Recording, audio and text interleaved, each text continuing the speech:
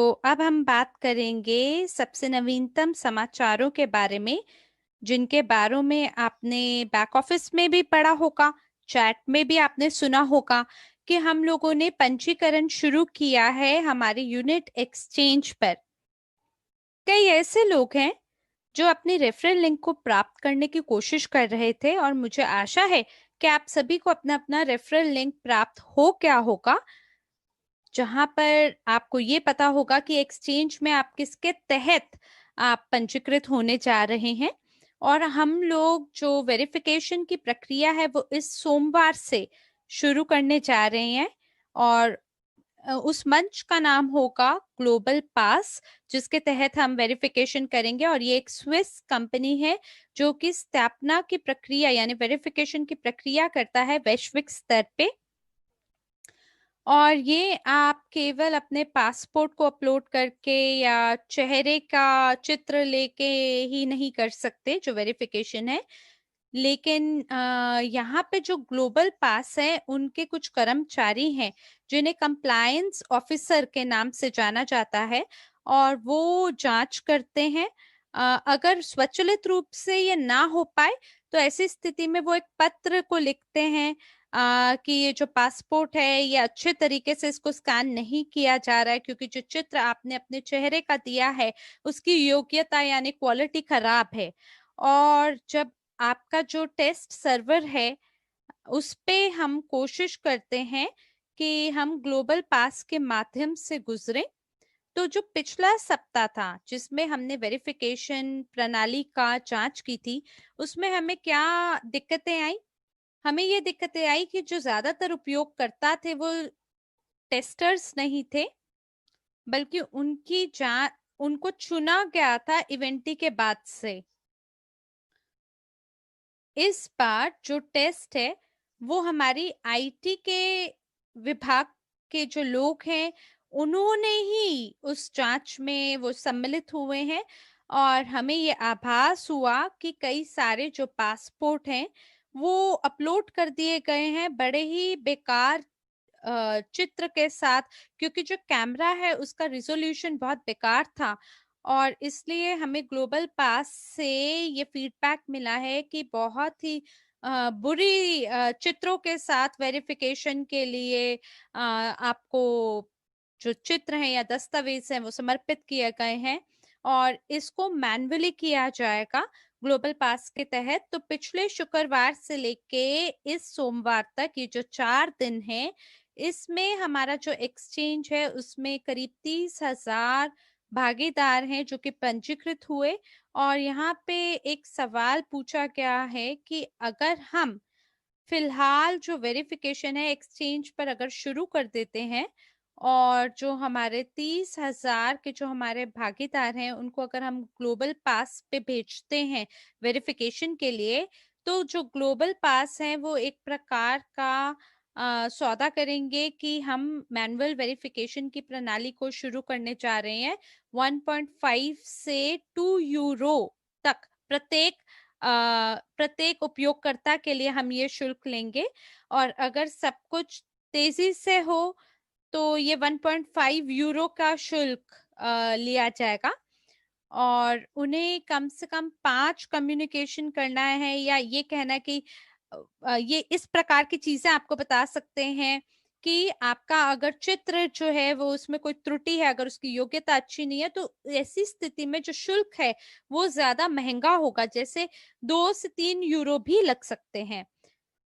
तो हर फंक्शन के लिए और हर हर जो काम को किया जाएगा यूजर प्रोफाइल के साथ, उसमें जो शुल्क है वो 20 सेंट का है। और अगर सब कुछ बेहतरीन रूप से अपलोड कर दिया जाएगा तो ऐसी स्थिति में ये जो शुल्क है ये और कम होगा। लेकिन जो पहला दौर होगा आपके जांच का, उसमें हमें आभास हुआ कि अगर हमें हमारे 30,000 भागीदारों को वेरीफाई करना है तो ऐसी स्थिति में लगभग हमें 1 लाख यूरो देने पड़ेंगे, क्योंकि जो आपके फोन कैमरा है, मान लीजिए अगर उसका योग्यता अच्छा नहीं है या खराब योग्यता है, या कोई रेजिडेंशियल एड्रेस आपका खराब आपने गलत दे दिया है, तो उसमें हमें महंगा पड़ेगा।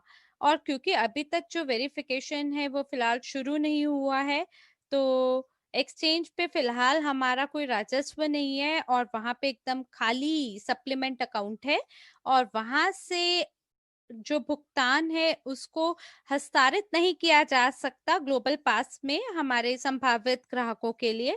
हमारे पास अभी कुल 30,000 लोग हैं, और ग्लोबल पास बोलते हैं कम से कम 50,000 का तो आप हमें शुल्क डिपॉजिट करिए, ताकि हम आपके जो उपयोगकर्ता हैं उनको वेरीफाई करना शुरू करें।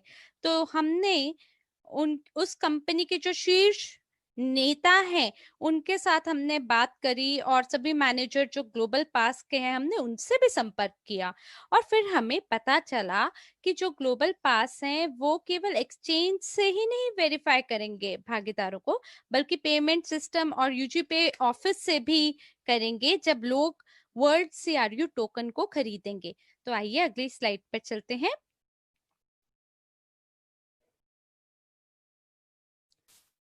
ये एक प्रकार का स्कीमेटिक व्यू है ग्लोबल पास सेवाओं का, और ये हमारे जो 3 स्तर हैं जो हमारे व्यवसाय के, वो इस स्लाइड पे आप देख सकते हैं।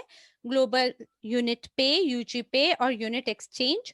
और जितने भी हमारी संभावित कंपनियां हैं जो हमारी होल्डिंग के तहत आते हैं, उनके ग्राहक वेरिफिकेशन प्रणाली के माध्यम से गुजरेंगे, और कोई भी ये जो कंपनी है वो भुगतान नहीं करेगा वेरिफिकेशन के लिए। तो आपको ग्लोबल पास के माध्यम से केवल एक बार वेरीफाई होने की आवश्यकता है, और जो शुल्क है वो कंपनी भुगतान करेगी जहां से ग्राहक पहली बार आ रहा है, और जो ग्राहक है वो बैक ऑफिस के अंदर टिक पे क्लिक करेगा कि आप मेरे व्यक्तिगत खाते का उपयोग कर सकते हैं भुगतान प्रणाली में, जैसे ग्लोबल यूनिट पे, या मैंने यूनिट एक्सचेंज पे खुद को पंजीकृत किया है और मैं सहमत हूं कि आप मेरे व्यक्तिगत डेटा का इस्तेमाल कर सकते हैं यूनिट एक्सचेंज से। और फिर जो दूसरा शुल्क है वो उसका आपसे अ, भुगतान नहीं मांगा जाएगा। मुझे ये नहीं समझ में आ रहा है कि आपको ये प्रक्रिया समझ में आ रही है या नहीं, और आप ये समझ पा रहे हैं या नहीं कि जो इसका प्रभाव है ये कितना प्रभावी रहेगा। तो सबसे पहले हमें लोगों को ग्लोबल पास वेरिफिकेशन के माध्यम से गुजारना है। तो यहाँ पे देखिए चित्र में नीचे लिखा है नंबर 1, नंबर 2, नंबर 3। ये आपको ये दिखाता है कि ज्यादातर जितने भी हमारे भागीदार हैं वो सबसे अच्छे पेमेंट सिस्टम का उपयोग कर सकते हैं, जैसे कि ग्लोबल यूनिट पे एक ऐसी प्रणाली है जहां आप ऑर्डर कर सकते हैं एक बैंक कार्ड को, और इस बैंक कार्ड की कई सारी कार्यक्षमताएं यानी फंक्शंस हैं, और आप अपने बैंक अकाउंट, आप अपने खाते को बैंक कार्ड या बिटकॉइन के माध्यम से भी टॉप अप कर सकते हैं। और अगर आपके पास यूरो या यूएसडीटी है तो भी आप इस कार्ड के माध्यम से टॉप अप कर पाएंगे। और उसी तरह से अगर हमारे जो भागीदार हैं, अगर वो वैश्विक यूजी पे के माध्यम से हमारे बैक ऑफिस में जाएंगे, तो हम सुझाव देंगे कि आप ग्लोबल यूनिट पे से एक खाते को खोलें और वर्चुअल कार्ड को जारी करें। आपको प्लास्टिक कार्ड का इंतजार नहीं करना होगा। आपके एड्रेस तक पहुंचने के लिए जो शिपमेंट है उसमें 2 से 3 सप्ताह लगता है, और बहुत जल्द क्रिसमस आने वाला है। तो मुझे लगता है कि जो आपका प्लास्टिक कार्ड है वो शायद जनवरी तक ही आपको प्राप्त हो, और जो रॉयल कार्ड है वो एकदम आपको प्राप्त हो सकता है। और ग्लोबल यूनिट पे में वेरीफाई होने के बाद आप बटन पे क्लिक करें कि मेरे वर्चुअल कार्ड का निर्माण करें। वहां पे आप 5 से 10 यूरो का भुगतान करेंगे, जो कि आपके जोखिम के स्तर पे निर्भर करेगा, और फिर आप तुरंत उसका इस्तेमाल कर पाएंगे, और उसके तहत आप किसी भी बैंक कार्ड के माध्यम से टॉप अप कर पाएंगे, चाहे स्पेयर बैंक है या सिटी बैंक है या कोई भी बैंक है अगर आपके पास, और आप इसको टॉप अप कर पाएंगे बिटकॉइन, इथीरियम या गोल्ड टूल एटीएम से, अगर आपके पास अपना प्लास्टिक कार्ड होगा, और फिर आप विड्रॉ कर पाएंगे अपनी फिएट मनी को, और अगर ये वर्चुअल होगा तो आप इसको अपना जो भी शॉपिंग आप कर रहे हैं इंटरनेट पे उसके लिए भी इसका इस्तेमाल कर पाएंगे। और जैसे ही इवोरिच को ग्लोबल यूनिट पे से जोड़ा जाएगा तो जो आप बोनसेस को विड्रॉ कर रहे हैं इथीरियम पे या बिटकॉइन पे, उनको आप ग्लोबल यूनिट पे कार्ड में विड्रॉ कर पाएंगे। और ये जो पेमेंट सिस्टम है ग्लोबल यूनिट पे, ये एक प्रकार का पुल समान है जो कि हमारी कंपनी सारी कंपनियों के लिए काम करेगा। यूजी पे, यूनिट एक्सचेंज, यूगेन, इवोरिच, निजी निवेशक की अकादमी और इसी प्रकार से आगे। और ये हमारी योजना है कि हम अनुमति दें हमारे भागीदारों को कि वो ग्लोबल यूनिट पे मंच के माध्यम से गुजर सकते हैं अगले सप्ताह से। तो फिलहाल हम लोग अंतिम जांच कर रहे हैं और जो भर्ती करना है हमारे स्टाफ को, जिसके अंदर आपके कंप्लायंस ऑफिसर भी शामिल होंगे जो कि मदद करेंगे वेरीफाई करने के लिए और ऑथराइज करने के लिए वेबसाइट पे पेमेंट सिस्टम के, जहां पे आप अपने घर का पता लिखेंगे कि कहाँ पे आपको ये अपना प्लास्टिक कार्ड अपने घर पे चाहिए। तो सप्ताह में एक बार जो पैकेज है उसका निर्माण किया जाएगा और उसको एक्सप्रेस डिलीवरी के माध्यम से कोरियर किया जाएगा आपकी पोस्ट सर्विस के माध्यम से आप तक पहुंचाया जाएगा। और जो खर्चा होगा वेरिफिकेशन का वो पेमेंट सिस्टम के माध्यम से दिया जाएगा। मान लीजिए अगर आप 5 यूरो के लिए एक कार्ड को खरीदते हैं तो वेरिफिकेशन आपको बिल्कुल निशुल्क प्राप्त होगा। और अगर इसके बजाय अगर आप चाहें कि आप वेरीफाई करना चाहें एक्सचेंज के माध्यम से, तो ये आपको ज्यादा आरामदायक पड़ेगा। देखिए एक्सचेंज में वेरिफिकेशन के अलावा और कुछ भी नहीं होता, तो मुझे लगता है कि इसमें कोई तुक नहीं बनती कि आप वेरिफिकेशन के लिए पैसा का इतना ज्यादा पैसे को खर्चें ग्लोबल पास से, जबकि हम इस पैसे को बचा सकते हैं भुगतान प्रणाली का उपयोग करके ग्लोबल यूनिट पे। तो जितने भी हमारे सभी नेता हैं, प्रबंधक हैं, वो लोग फटाफट से खुद को वेरीफाई करना चाहते हैं। और उसके बाद जो हम चाहेंगे कि जो ग्लोबल यूनिट पे है वो संचालित हो, वो कार्यक्षमता में हो। और ये जो एस्टोनियन कंपनी है उस पे वो अभी फिलहाल तैयार नहीं है ऋण उठाने के लिए, क्योंकि कोई ट्रेनिंग नहीं है। और इसलिए एक्सचेंज पे ये जो मॉडल है वेरिफिकेशन का वो वो अभी हम शुरू नहीं करेंगे, केवल एक्सचेंज पर फिलहाल हम पंजीकरण करेंगे। तो जो यूजी पे ग्रुप है उसमें बैक ऑफिस पे आप पैकेजेस देख पा रहे होंगे वर्ल्ड क्रू टोकन के साथ। और यूजी पे ग्रुप जो है उनका एक खाता खुला है ग्लोबल यूनिट पे पेमेंट सिस्टम में, और प्रतिदिन छोटे छोटे कदम उठाते हुए हम लोग आगे बढ़ रहे हैं ग्लोबल यूनिट पे को हमारे बैक ऑफिस के अंदर प्रतिदिन आप लोगों को दिखाने के लिए। और आप यूजीपे ग्रुप का अनुकरण करके ग्लोबल यूनिट पे मंच तक पहुंच सकते हैं और वहां से आप अपने कार्ड को ऑर्डर कर पाएंगे। तो क्या होगा जब जितने भी हमारे भागीदार हैं उनको ये कार्ड प्राप्त होगा, या तो वर्चुअल या प्लास्टिक वाला, तो आप इस पेमेंट सिस्टम के माध्यम से आप एक्सचेंज पे डिपॉजिट को शुरू कर पाएंगे और वहां पे आपको कोई कमीशन भी नहीं देना पड़ेगा। और इस तरह से जो आपके सीआरयू है उसको आप यूएस डॉलर के लिए कन्वर्ट कर पाएंगे और उसको आपके कार्ड में डाल दिया जाएगा। और अगर आपको मान लीजिए तत्काल मन है कि मेरे को अपने सीआरयू को बेचना है और उसको बिटकॉइन में तब्दील करना है या एडीवी कैश में कन्वर्ट करना है, तो कृपया मेरे को बस एक मौका दीजिए कि मैं अपने सीआरयू को बेच सकूं। लेकिन ये मान लीजिए एक बार का ही कोई किस्सा हो या ऐसी स्थिति हो, तो जो मैनेजमेंट है हमारी कंपनी की वो पूरी कोशिश कर रही है कि हमारे भविष्य में जो हमारा समुदाय है उसका पूरा ध्यान रखा जाए। तो ये जो 30,000 हमारे भागीदार हैं, अगर हम इन्हें एडीवी कैश पे भेजते हैं तो एडीवी कैश वाले हमें धन्यवाद भी नहीं बोलेंगे, मान लीजिए कि जो हमारा एक्सचेंज है या हमारा जो बैक ऑफिस है, अगर वहां से 30,000 या 50,000 हमारे जो उपयोगकर्ता है, अगर हम उन्हें रेफर कर देते हैं एडीवी कैश या किसी और भुगतान प्रणाली पे, तो वो लोग हमें धन्यवाद भी नहीं देंगे। तो हमारा बस इतनी नियत है कि हम ग्लोबल यूनिट पे का माध्यम से हमारे सभी ग्राहकों को, सभी उपयोगकर्ताओं को लाभान्वित करें। क्योंकि देखिए, ये बहुत ही सरल प्रणाली है और आप सिस्टम के अंदर अपना यूरो, स्विस फ्रैंक और कहीं पे भी अपने पैसे को ट्रांसफर कर पाएंगे। तो ये जो 3 करेंसीज मुद्राएं हैं, केवल यही उपलब्ध हैं अभी। और मुझे लगता है कि आप सभी लोग सीखना चाहेंगे कि ट्रेडिंग कब शुरू होगा एक्सचेंज पे और कब हमारे पास हमारा ब्लॉकचेन होगा। तो फिलहाल 23 मिनट पहले मैंने मेरी बातचीत पूरी की है एक कंपनी के साथ जो कि तकनीकी ऑडिट को हमारे लिए चालू करेंगी।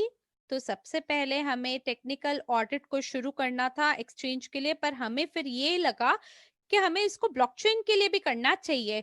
और कल जितने भी ब्लॉकचेन विशेषज्ञ हैं वो हमें डिजाइन देंगे हमारे सभी खातों का, यानी वॉलेट का। और अगले सोमवार से हम लोग जांच करना शुरू करेंगे कि ये कितना बेहतरीन रूप से काम करते हैं। और जो प्रमुख है इस ऑडिट टीम के, उन्होंने ये कहा है कि अगर मैंने ये देखा कि आप एकदम प्रतिष्ठित है और बढ़िया तरीके से तैयार है प्रोडक्शन स्टेज के लिए 15 दिसंबर तक, तब मैं सभी दस्तावेजों पे हस्ताक्षर यानी साइन करूंगा कि जो आपका ब्लॉकचेन है वो पूर्ण रूप से अनुकूल है हाई यूरोपियन मानकों के हिसाब से, उच्च यूरोपियन मानकों के हिसाब से। और जो आपका आईसीओस को मैं स्विस लॉ के तहत आगे चालू करूंगा और फिर आप अपने प्रमाण पत्र को जोड़ पाएंगे एक्सचेंज पे। और अगर कुछ भी ऐसा कुछ भी होता है, तो मान लीजिए आपको कोई हैक करे, तो ऐसी स्थिति में आपके पास अपनी टेक्निकल ऑडिट रिपोर्ट होगी जो कि ये कहेगी कि आपकी जांच की गई थी, ये देखने के लिए कि आपको भविष्य में हैक किया जा सकता है। तो जिसे कहा जाता है हैकिंग ऑफ 51।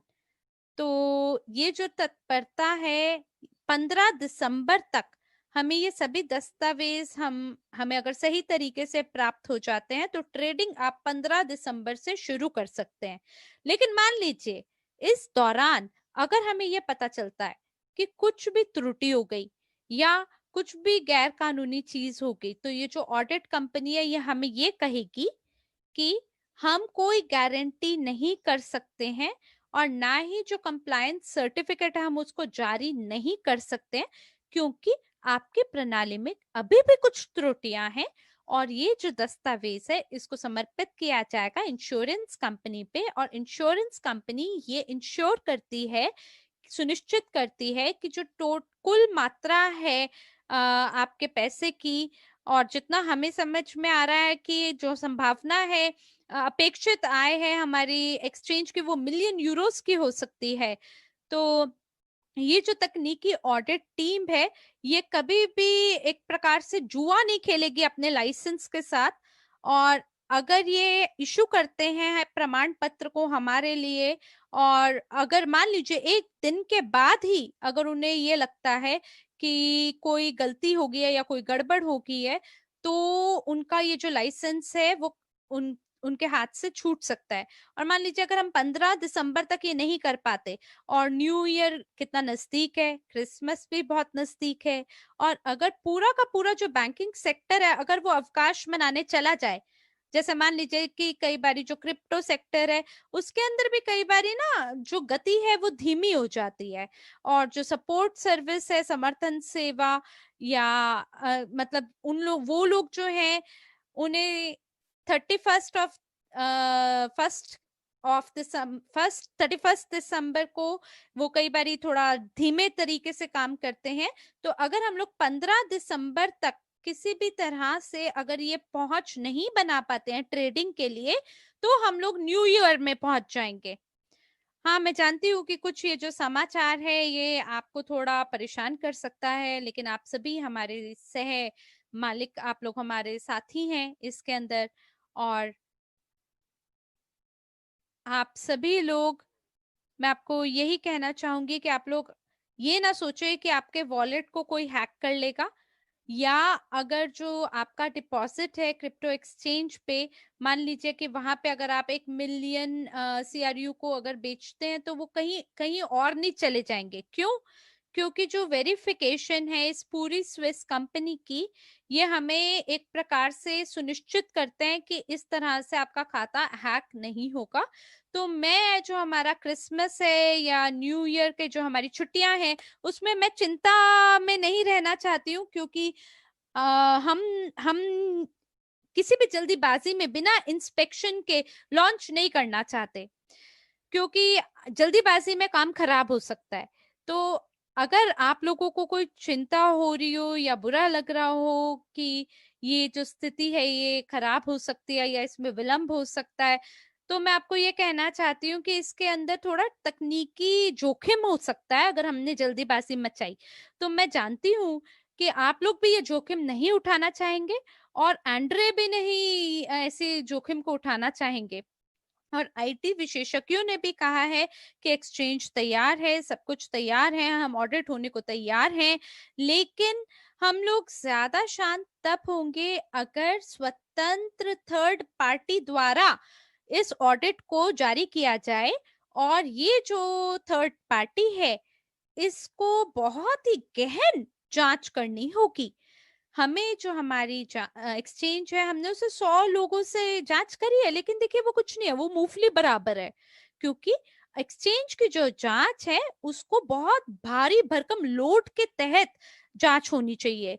जैसे कि हमें ये देखना चाहिए कि कितने ट्रांजैक्शन हमारा ब्लॉकचेन एक प्रति सेकंड के हिसाब से कितना लोड उठा लेता है। तो जब हम ये पूर्ण रूप से अपनी आंखों से देख लेंगे स्विस कंपनी के माध्यम से, तभी हमें प्रमाण पत्र प्राप्त होगा कि हमारा जो ब्लॉकचेन है उसको अधिकतम लोड से जांच करा क्या है कि सबसे बड़ा जो है वो 10,000 ट्रांजैक्शन प्रति सेकंड मान लीजिए कि वो उठा सकता है। तो फिलहाल हम केवल यही कह सकते हैं कि ये हमारा जो डिजाइन कैपेसिटी क्षमता है वो केवल इतना है। हालांकि आप लाइव मोड पे जब जांच करते हैं तभी आपको सटीक रूप से पता चल सकता है कि ये कितना बेहतरीन रूप से काम कर रहा है। तो तभी हमें विशेषज्ञों द्वारा पता चलेगा कि जो हमारा एक्सचेंज है वो उच्च योग्यता की बनाई गई है। और इसी के और मैं साथ मैं आपको आपको थोड़े कुछ शब्द जो हैं मैं ये भी बताना चाहूंगी कि जो टेक्निकल प्रोडक्ट्स हैं उनको कैसे उसकी जांच कैसे की जाती है। उससे पहले हम लोग एक रशियन कंपनी के साथ एक अनुबंध में जाना चाहते थे, जो कि रशियन सिलिकॉन वैली की कंपनी थी, और वो ऑडिट कर रहे थे। वो ऑडिट कर रहे थे जो मोबाइल कंपनियां हैं उनका। और उन्होंने काफी पुरस्कार भी जीते हैं, और सरकारी क्षेत्रों में भी उन्होंने काफी अपना नाम कमाया है। पर वो क्या करते हैं, वो सारे के सारे वो जो भी चेक करते हैं या जो भी वो जिसका भी परीक्षण करते हैं, वो सिर्फ और सिर्फ टेक्निकल चीजों का परीक्षण करते हैं। वो चेक करते हैं डीडोस अटैक के बारे में। लेकिन जो यूरोपियन कंपनी है वो सिर्फ और सिर्फ इन चीजों की बात ही या इन चीजों को ही चेक नहीं करती, या उनका उनका उनका परीक्षण ही नहीं करती, बल्कि वो ये भी परीक्षण करती है कि जो जो लोग जो जो प्रोग्रामर जो हैं वो इस ब्लॉकचेन में जिन्होंने विकसित किया है इस ब्लॉकचेन को, उनका भी वो परीक्षण करते हैं। वो कुछ प्रश्न उनसे पूछती है। वो पूछते हैं कि वो कैसे उन्होंने ये काम किया, या उनको क्या क्या दिक्कतें आई। और जब ऐसा ही हुआ, जब वो एक स्पेनिश एक्सचेंज का परीक्षण कर रहे थे, और उसके अंदर से पता चला कि उनके कोड के अंदर एक पिछला द्वार था, यानी कि एक चोर द्वार था जहां से चीजें जो थी वो अंदर आ सकती थी, और उन्होंने उसके बाद उसको बंद किया। और जब ये चीज उनको पता चली इस परीक्षण के दौरान, तो ये बात सामने आई कि जो डेवलपर थे और सत्यापन के दौरान उन्होंने एक पीडीएफ फाइल उन्होंने भेजी थी और उस पीडीएफ फाइल के अंदर एक सॉफ्टवेयर उन्होंने डाल दिया था जा जो कि एक एडमिन राइट्स उस एक्सचेंज के वो दे रहे हैं। और ऐसा लगता जब ये पीडीएफ फाइल और ये जो प्रोग्राम जब ये चालू होता तो ऐसा लगता कि मानो कि ये जो अटैक है वो बाहर से हुआ हो, या लेकिन जो ये हमला था वो अंदरूनी हमला होता। और जांच से ये भी पता चलता है कि 90% बार ऐसा होता है कि जो ये एक्सचेंज होती हैं उनके ऊपर जो हमला होता है वो अंदर से ही होता है। तो ये जो हमले होते हैं माफ कीजिएगा, ये जो चीजें होती हैं ये बहुत छोटी छोटी चीजें होती हैं, लेकिन बहुत सारी चीज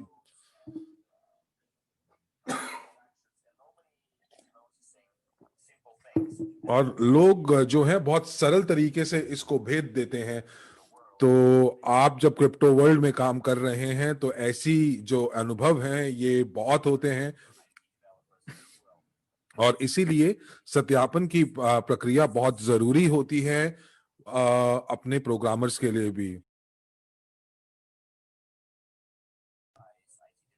ये इस तरह है, मानिए कि जो आपके आईटी डेवलपर्स हैं उन्होंने कोई ना कोई एक ऐसा पिछला द्वार अपने सॉफ्टवेयर में छोड़ दिया होता है जिसकी वजह से वो हमला कर सकते हैं और उसको भेद देते हैं। तो जो भी सुरक्षा या जो भी सिक्योरिटी सिस्टम्स होते हैं उसको वो भेदे जाते हैं। और यही सब चीजें जो थी हम लोग जब हमने जो ट्रिप लिया, हम लोग जो अभी मिन्स्क गए और स्विट्जरलैंड गए तो हम लोग यहीं पे वहां जाके यही बातें कर रहे थे। और अगर 15 दिसंबर तक हम लोग तैयार हो जाएंगे तो हम लोग 15 दिसंबर तक अगर सब कुछ ठीक रहेगा। अगर 15 दिसंबर तक सब ठीक रहा तो 15 दिसंबर को करेंगे, और अगर नहीं तो ऐसी स्थिति में हम लोग जनवरी में पहुंचेंगे और ये जनवरी में करेंगे। तो कृपया करके आप समर्थन सेवा में इसके बारे में ना कहें, क्योंकि हम लोग फिलहाल निर्भर होंगे प्राइमरी ऑडिट की रिपोर्ट पे। तो 15 दिसंबर तक देखिए हमें योग्यता पता चल जाएगा, और हमें ये भी पता चल जाएगा कि ये कितने बेहतरीन रूप से जो हमारा ब्लॉकचेन है ये काम कर रहा है। तो अगर हमने 15 दिसंबर तक काम नहीं किया तो हमें पता चल जाएगा कि जनवरी में हम कब करने वाले हैं शुरुआत, जब हमारा तकनीकी ऑडिट पूरा हो जाएगा। तो मेरे ख्याल से यही नवीनतम समाचार है जो मैं आपको देना चाह रही थी। और अगली स्लाइड पे आप देख पा रहे हैं जो प्रश्न उत्तर है। तो क्या हम ब्लॉकचेन और एक्सचेंज को अलग-अलग कर सकते हैं? देखिए, क्योंकि जो ऑडिट है, ये ब्लॉकचेन पे ही लागू किया जाएगा, तो मुझे नहीं लगता कि ब्लॉकचेन और एक्सचेंज को आपको अलग-अलग करना चाहिए या एक को दूसरे के बिना उद्घाटन करना चाहिए। हो सकता है कि आप अपने टोकन को किसी और को बेचना चाहते हैं, तो ऐसी स्थिति में हमारे पास दर्जन चैट्स होंगी टेलीग्राम में कि हम बेचना चाहते हैं सीआरयू को। तो हमने पहले ही इसके बारे में बात की है, और हमने इंटरनल एक्सचेंज को सीआरयू अंकों के लिए हमने ओपन किया था, जहां पे आप अपने सीआरयू को बाकी भागीदारों तक पहुंचा सकते थे। तो इसी तरह से जो क्रिप्टो वॉलेट है वो भी ऐसे ही काम करेगा। आपके पास अपना क्रिप्टो आपके पास टोकन क्रिप्टो होगा। टोकन है, आपके पास दूसरे वॉलेट का एड्रेस है।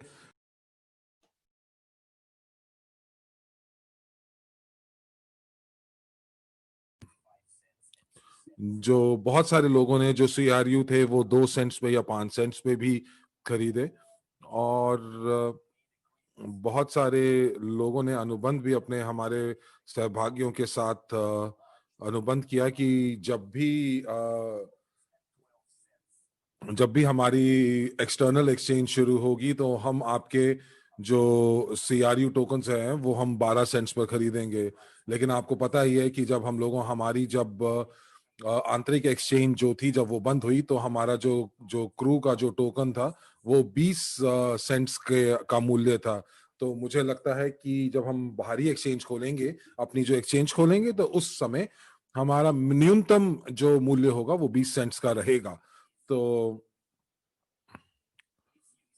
तो इसीलिए जो लोग जिन्होंने हमारा वेबिनार के अंदर जो है हिस्सा नहीं लिया है, वो हो सकता है कि वो बहुत सारे उद्यमियों के साथ उनको उद्यमी जो है उन तक पहुंच बनाने की कोशिश करेंगे और कहेंगे कि आप अपने क्रू जो है हमें 5 या 10 सेंट्स में दे दीजिए। और बहुत सारे लोग जो है वो ये क्रू जो है वो बेच भी देंगे, क्योंकि उनको ये नहीं पता चलेगा कि जो बाहरी एक्सचेंज है वो शुरू होने वाली है और उसमें न्यूनतम मूल्य जो है वो 20 सेंट्स का रखा जाएगा। तो अगर अगर आप बात करेंगे कि हम लोग अगर क्रिप्टो वॉलेट्स जो हैं, अगर हम लोग उनको शुरू करते हैं बिना बाहरी एक्सचेंज के, बिना एक्सचेंज के, तो बहुत सारे घोटाले होने का अंदेशा है। और ये सारी की सारी चीजें जो है हम लोगों ने, मैंने अपने व्यक्तिगत अनुभव से मैंने बिटकॉइन में और इथेरियम में देखी है। जब जब वहां पर जो एक्सचेंज थी उस समय वो कार्यरत नहीं थी, लेकिन सिर्फ वॉलेट्स कार्यरत थे और उसमें बहुत सारे घोटाले हुए। तो इसीलिए हर एक टोकन के पीछे पैसा है। तो इसीलिए मैं आपसे यही कहूंगी कि हमारे जो सीआरयू हैं वो बहुत मूल्यवान संपत्ति हैं, और ये आपको स्टेकिंग करने का मौका देते हैं, आपको लॉयल्टी प्रोग्राम में हिस्सेदार बनाते हैं। और उसके बाद आप यूएनटीबीज आप प्राप्त कर सकते हैं जब आप उनके साथ अनलॉक सीआरयूज होते हैं। तो आप उन यूएनटीबीज को दोबारा स्टेक कर सकते हैं। तो वर्ल्ड सीआरयू जो है वो आपको प्रॉफी बोनस भी देंगे। लोग मुझसे बैंक कार्ड के जो जो चार्जेस हैं उसके बारे में मुझसे पूछ रहे हैं। तो दोस्तों कि आपको ये जानकारी जो है वो आपको सार्वजनिक वेबिनार में नहीं दी जाएगी, गुप्त वेबिनार में दी जाएगी। वैलेंटाइन और मुझे इस समय वक्त नहीं मिल पाया है कि हम लोग कुछ स्लाइड्स बना सकें, लेकिन हम लोग जो बहुत ही विस्तार से हम लोग प्रस्तुति बनाएंगे जिसके अंदर सारे के सारे टैरिफ्स और सारे के सारे आपको जानकारी दी जाएगी, जो कि एक बंद कमरों की बैठक होगी। और जो चीजें जो सार्वजनिक हैं वो सब आपको हमारी वेबसाइट पर मिल जाएंगी, और आपको यूजीपे की वेबसाइट के ऊपर भी मिल जाएंगी। आपको पता चल जाएगा कि मूल्य जो मास्टर कार्ड का जो है वो आपने देखा ही होगा। वो जब आपने फॉर्म को जब भरा था तो जो वर्चुअल कार्ड है वो $5 से $10 का है। और जब आप उसके अंदर जब आप उस कार्ड का इस्तेमाल करते हैं, उसका अंदर पैसे जो हैं उसको हस्तांतरण करने में बिटकॉइन में या इथेरियम में, तो ये जो कार्ड है इसकी कोई सीमा नहीं है, ये एक प्लैटिनम कार्ड की तरह है। जब मैं इसको बोलती हूँ कि ये अनलिमिटेड या असीमित कार्ड है, हो सकता है कि मैं यहाँ पे थोड़ी सी गलती कर रही हूँ, लेकिन ये एक प्लैटिनम कार्ड है। और प्लैटिनम कार्ड का जो जो पहुंच है या लिमिट जो है वो 1 लाख डॉलर तक की होती है। और इसके अंदर जो आपका कैश विड्रॉल है या जो कैश या रोकड़ की निकासी है वो भी होती है। और इनके अंदर आप जो है कुछ कार्ड्स के अंदर जो लोग कह रहे हैं कि हम लोगों को कुछ भी कमीशन नहीं देना पड़ता, लेकिन दोस्तों आपको मैं याद दिला दूं कि अगर ऐसा कोई कार्ड है तो वो आपसे साल दर साल बहुत ज्यादा फीस जो है वो आपको आपको चार्ज करते हैं। और इसी वजह से जो कार्ड्स का की जो पूरी की पूरी जानकारी है वो मैं आपको बाद में दूंगी। और मुझे इस बार वक्त नहीं मिला कि मैं इन सारी चीजों के बारे में आपको बता सकूं, लेकिन अगले वेबिनार तक मैं ये पूरी कोशिश करूंगी कि ये सारे स्लाइड्स मैं बना सकूं। एक और प्रश्न था, और अभी हमारे पास अभी 20 मिनट हैं इस सत्र के लिए। तो एक प्रश्न जो एलन जो कि नेदरलैंड से हैं वो हमसे पूछ रही हैं कि टैक्सेस का क्या होगा। और वो ये पूछ रही हैं कि अगर हम लोग अपनी एक्सचेंज के अंदर ट्रेडिंग शुरू करते हैं और लेन देन शुरू करने के बाद हम लोग अगर सीआरयू टोकन्स की खरीद और बेचते हैं तो उसके हमें कुछ आय हो सकती है या मुनाफा हो सकता है, तो हम उसको किस तरह से हम अपने टैक्सेशन में या आयकर में उसको दिखा सकते हैं। तो तो देखिए दोस्तों कि अगर आप देखेंगे कि जो जो सीआरयू अंक हैं, जो शुरुआती उनका मूल्य था वो 0 है। तो बहुत सारे लोग ये सोचते हैं कि अगर आपने कोई EIP खरीदा है और आपने $1,000 का, और उसके बाद आपको कुछ CRU मिले हैं, तो लोग क्या करते हैं कि जितने उनको CRU मिले हैं उसको $1,000 से उसको वो विभाजित कर देते हैं, तो उनके पास एक आंकड़ा आ जाता है। तो आपको ये बोलते हैं कि उदाहरण के तौर पर कि आपने जो जो CRU है वो 10 सेंट्स या 12 सेंट्स का मूल्य होगा, लेकिन अगर मैं आपको सच्ची बात बताऊं तो आपने EIP खरीदा है, और EIP जो है वो आपने $1,000 का खरीदा था, और जो CRU अंक हैं वो आपको तोहफे के रूप में प्राप्त हुए हैं। तो इसीलिए तो जो CRU का जो जो न्यूनतम या जो शुरुआती मूल्य है वो 0 होगा, और स्टेकिंग में भी यही है कि जब आप WCRU को स्टेक करेंगे या CRUs को स्टेक करेंगे ब्लॉकचेन के अंदर, तो आपको UNTB मिलेंगे बिल्कुल मुफ्त, जो कि एक पुरस्कार के रूप में आपको मिलेंगे। आप इसको पुरस्कार बोल सकते हैं या खनन के तौर पर आप बोल सकते हैं।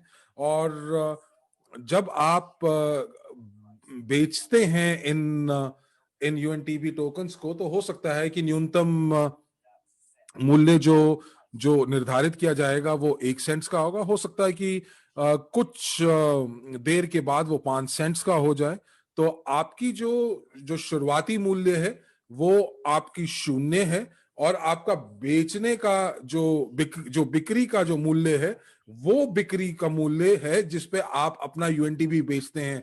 तो अब आपको बिल्कुल उससे पता चल जाएगा कि आपका मुनाफा कितना है, और आपको उसी हिसाब से अपना आयकर रिपोर्ट आपको अपनी फाइल करनी पड़ेगी। और हर एक देश का ये आयकर जो है, ये आय या जो कर का जो प्रतिशत है ये अलग है। तो इसीलिए हम आपको माफ कीजिएगा, एक सार्वजनिक रूप से हम ये नहीं बता सकते कि आपको कितना मूल्य आपको कहाँ देना है और किस देश में कितना मूल्य आपको देना है।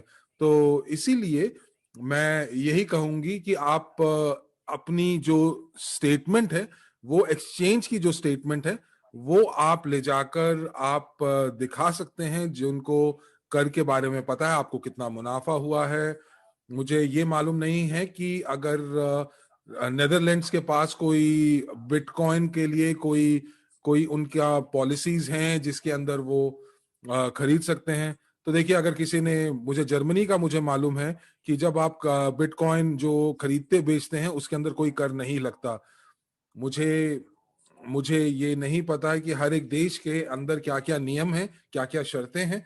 तो इसलिए आपको ये थोड़ा सा देखना पड़ेगा। जो आयकर है, आयकर विभाग में अगर कोई ऐसी चीज है जहां पे आपको पता है कि जो डिजिटल करेंसी को खरीदने या बेचने के ऊपर कुछ अगर कर लगता है तो वो कितना लगता है, तो ये सब आपको जो है आयकर विभाग वाले बता सकते हैं, या आपको आयकर काउंसलर जो हैं वो बता सकते हैं। तो रशिया में जो है वहां पर एक ओपन डे होता है, खुला दिन होता है, जहां पर आप आयकर विभाग में जाकर लोगों से प्रश्न पूछ सकते हैं। और लोग ये सोचते हैं कि अगर आप आयकर विभाग में जाते हैं और उनसे प्रश्न पूछते हैं तो लोगों को वो हिरासत में ले लिया जाएगा और उनसे सारी दौलत ले ली जाएगी। जी नहीं, बिल्कुल नहीं। आप लोगों से, आयकर विभाग से ये प्रश्न पूछ सकते हैं। आप उनको अपनी कहानी बता सकते हैं, जैसे कि मैं एक क्रिप्टो करेंसी प्रोजेक्ट के अंदर मैं भाग ले रहा हूं, और मैं चाहता हूं कि वो जो प्रोजेक्ट है उसके अंदर मुझे स्टेकिंग से कुछ पैसा आ रहा है। और आप उनको पूरी प्रक्रिया बताइए, उनको बताइए ब्लॉकचेन वॉलेट के बारे में, और आप उनसे पूछ सकते हैं कि हमें कितना आयकर जो है उसके ऊपर देना पड़ेगा। कुछ लोग कह रहे हैं कि आप गूगल कर सकते हैं, ये भी बिल्कुल ठीक बात है। और कुछ देश जो हैं जहां पर क्रिप्टो करेंसी जो है वो बिल्कुल जो है वो मान्य नहीं है, वो कानूनी रूप से मान्य नहीं है। तो बहुत सारे देश ऐसे भी हैं जहां पर जो सरकार है उन्होंने निषेध लगा रखा है क्रिप्टो करेंसी के ऊपर। जैसे पैलेस्टीन के अंदर तो आपको सीधा फांसी दे दी जाएगी अगर आप बिटकॉइन की माइनिंग करते हैं, उनका खनन करते हैं। और कुछ ऐसे देश हैं अ, जहां पर बहुत ज्यादा दिक्कत है विद्युत की, इलेक्ट्रिसिटी की, और इसीलिए वहां पर बिटकॉइन की जो माइनिंग है वो निषेध है। लेकिन ये जो जो खनन है वो प्रूफ ऑफ वर्क है। और आप इसीलिए देखिए कि क्या क्या चीजें आपके देश में निषेध हैं, क्योंकि बिटकॉइन के खनन में बहुत सारा विद्युत का इस्तेमाल होता है, इलेक्ट्रिसिटी का इस्तेमाल होता है। लेकिन हमारे केस के अंदर ऐसा नहीं है। हम लोग स्टेकिंग करते हैं, और जो स्टेकिंग स्टेकिंग के अंदर अगर आप हमारे अनुबंध को देखेंगे तो आपको पता चलेगा कि वहां पर शायद कुछ देशों के लिए जैसे यूएई, ओमान, सऊदी अरेबिया, इन देशों में जहां पर जो कि मिडल ईस्टर्न कंट्रीज हैं, तो इन देशों के अंदर वो जो है, वो जो एक्सचेंज की जो जो जो एक्सचेंज है उसके ऊपर निषेध है। वो मानते हैं कि ये जो एक्सचेंज है ये शायद जुए के लिए इस्तेमाल होती है, और कुरान के हिसाब से ये जो जुआ है वो निषेध है। तो इस वजह से ये जो मिडिल ईस्ट की जो देश हैं, यहाँ पर जो बिटकॉइन है या जो डिजिटल करेंसीज हैं, वो जो है वो धर्म अनुसार ठीक नहीं है, और इसीलिए ये निषेध है। तो आप देखेंगे कि हमारे वेबसाइट के अंदर जो कुछ देश हैं, जो एस्टोनियन देश के जो कानून हैं, आप देख पाएंगे कि जो यूजर है उसको, या जो उपयोग करता है उनको, जो उपयोगकर्ता जो मिडिल ईस्ट से हैं, वो उनको बताना अनिवार्य है कि ये बिटकॉइन माइनिंग है। और इसीलिए उनको ये बोला जाता है कि हमने आपको सारी चीजें बता दी हैं, और आप जो भी आप कर रहे हैं वो आप अपने व्यक्तिगत अनुभव के हिसाब से कर रहे हैं, या आपकी उसके ऊपर व्यक्तिगत जिम्मेवारी है। तो कुछ एक्सचेंज में ऐसा भी है कि इन देशों से जो लोग जो हैं वो पंजीकृत नहीं कर पाते हैं। तो कई बार जो लोग हैं वो अपने देश का नाम बदलकर वो पंजीकृत कर लेते हैं। तो इसीलिए कई बार हमारे पार्टनर जो हैं वो लोग हमसे पूछते हैं इन देशों में से कि हम लोग क्यों नहीं पंजीकृत कर पाते हैं। आप कर सकते हैं, लेकिन आपको अपने देश के देश की शर्तों के, नियमों के, कानूनों का पता होना चाहिए पंजीकृत करने से पहले। तो बहुत ही हाल ही के जो प्रश्न जो मुझसे पूछे जा रहे हैं एक्सचेंज के बारे में, सत्यापन की प्रक्रिया के बारे में, तो ये सब चीजें मैंने आपको पहले से ही बता दी हैं। और हमारे पास अभी एक प्रश्न है जो कि कहा है कि निर्देशों में जब आप अपना नाम देते हैं तो उसके अंदर लैटिन अक्षरों का इस्तेमाल होना चाहिए। और देखिए, मैंने ये निर्देश मैंने नहीं पढ़े हैं, और मैंने जो है वो अपना नाम लैटिन अक्षरों में नहीं डाला था। और मेरी जो पंजीकरण है मेरा जो पंजीकरण था वो ठीक हो गया, और मेरा ईमेल जो है वो भी मुझे ईमेल भी दोबारा वापस आ गया कि मेरा पंजीकरण जो है वो सफल हो चुका है। देखिए, बिल्कुल सही बात है। देखिए, हम लोग बस यही चाहते थे कि जो आपका जो ईमेल है आप उसको कॉपी पेस्ट ना करिए। क्योंकि और दूसरी चीज ये है कि जो आपका जो ईमेल, अगर जब आप एक्सचेंज के ऊपर आप अपना ईमेल से अगर आप अपना पंजीकरण करते हैं तो वो बिल्कुल भी सुरक्षित नहीं है। तो इसीलिए जब आप लॉगिन करेंगे तो अगर वो लॉगिन में जो है अगर वो बिल्कुल ईमेल के साथ मेल खाएगा, तो वो देखेंगे कि वाह, इन्होंने तो इनके पास तो $10,000 है, और मुझे इनका ईमेल पता है। तो अब मैं क्या करूंगा, अब मैं ये कोशिश करता हूं कि मैं किसी तरह से इस ईमेल का पासवर्ड का पता लगाता हूं, ताकि मैं इस एक्सचेंज से उनका ये पैसा निकाल सकूं। और चूंकि ये जो यूजर नेम है आपकी पहुंच बनाता है आपके अकाउंट में, तो इसीलिए हम लोगों ने लॉगिन के अंदर ये शर्त रखी है कि आपको अपने लैटिन अक्षरों के अंदर ही आपको अपना जो है लॉगिन का नाम बनाना है। तो और जब आप पंजीकरण करने की कोशिश करेंगे, अगर आप उसके अंदर कुछ नंबर डालेंगे तो, या आप नियम और शर्तों के हिसाब से पंजीकरण नहीं करेंगे, तो आपका जो पंजीकरण जो है वो हो सकता है कि आगे चलकर विफल हो जाए। लेकिन मैं आपको ये बताना चाहूंगी कि आपको कभी भी अपना पंजीकरण जो है, अपना जो यूजर नेम है, कभी भी अपने ईमेल के ऊपर नहीं रखना चाहिए।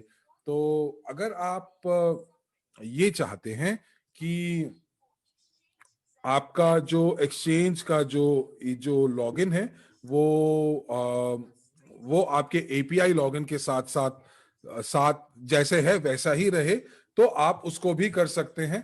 तो हम लोगों ने जो आपको बताया है, आपको ये बताया है कि आप ईमेल के माध्यम से आप बिल्कुल भी अपना पंजीकरण ना करें। एक और प्रश्न आ रहा है कि हम लोग जो अपने व्यक्तिगत खाते से हम लोग सीआरयू खरीदने के लिए हस्तांतरण करते हैं, और ये वाला जो पैसा है ये मेन अकाउंट के अंदर होता है। तो मैंने जो टॉपअप किया था वो मैंने बैंक कार्ड के माध्यम से किया, और बोनस के साथ साथ ये जो चीजें हैं वो भी हस्तांतरण हुई हैं। देखिए, अगर आपने पैसा जो टॉपअप किया है और अपने बैंक कार्ड के माध्यम से किया है, तो आपका अगर हस्तांतरण जो है वो नहीं आया है आपके अकाउंट में, तो आप सपोर्ट के ऊपर आप जाएं, सपोर्ट टीम से आप संबंध बनाएं, और वो इस चीज को आप परीक्षण करेंगी कि आपने वाकई में जो आपका टॉपअप है वो सफल हुआ है, तो वो आपकी मदद करेंगे। तो अगर और अगर आपने कुछ क्रू खरीदे हैं टॉपअप से, तो अब आपको ये ढूंढना पड़ेगा, उन लोगों को ढूंढना पड़ेगा जो आपसे ये आंतरिक इकाइयों को खरीदने की क्षमता रखते हैं या खरीदना चाहते हैं, और आप वहां से आप जो है वो उनके अकाउंट में हस्तांतरण कर सकते हैं और उनसे पैसे ले सकते हैं। तो ये सब चीजें जो हैं, देखिए, जो यूनिट्स जो आपके बैक ऑफिस में हैं ये बिल्कुल अलग हैं, और ये जो है या तो एपीआई की संपत्ति है, या ये क्रिप्टो यूनिट की संपत्ति है। और एक्सचेंज जो है वो एक एस्टोनियन एक्सचेंज है, और इसीलिए इस कंपनी से अपने आप स्वतः ही एस्टोनियन एक्सचेंज तक नहीं पहुंचेगा। तो पहले आपको अपना जो पैसा है वो इथेरियम या बिटकॉइन के माध्यम से इसको अपने डिजिटल वॉलेट में डालना पड़ेगा, और उसके बाद उसको एस्टोनियन एक्सचेंज में डालना पड़ेगा। तो जो यूनिट्स जो आप बैक ऑफिस से खरीदते हैं, तो उससे क्या हम लोग उसको टॉप अप कर सकते हैं? जी नहीं, बिल्कुल नहीं। जो ये जो यूनिट्स हैं ये हमारे अपने भुगतान प्रणाली के साथ नहीं जुड़ेंगी। तो दोस्तों, ये जो वेबिनार जो है ये बहुत छोटा वेबिनार है, और इसीलिए मैं आप सबका धन्यवाद देना चाहूंगी कि आप लोग यहाँ पे आए, और मैं इंतजार कर रही हूँ कि हम आपके साथ अगले सत्र में मिल सके। धन्यवाद, आपका बहुत बहुत धन्यवाद। और इसी के साथ हमारा ये सत्र आज खत्म हुआ, और मैं और साक्षी मल्होत्रा इस सत्र का अब यहीं पे अंत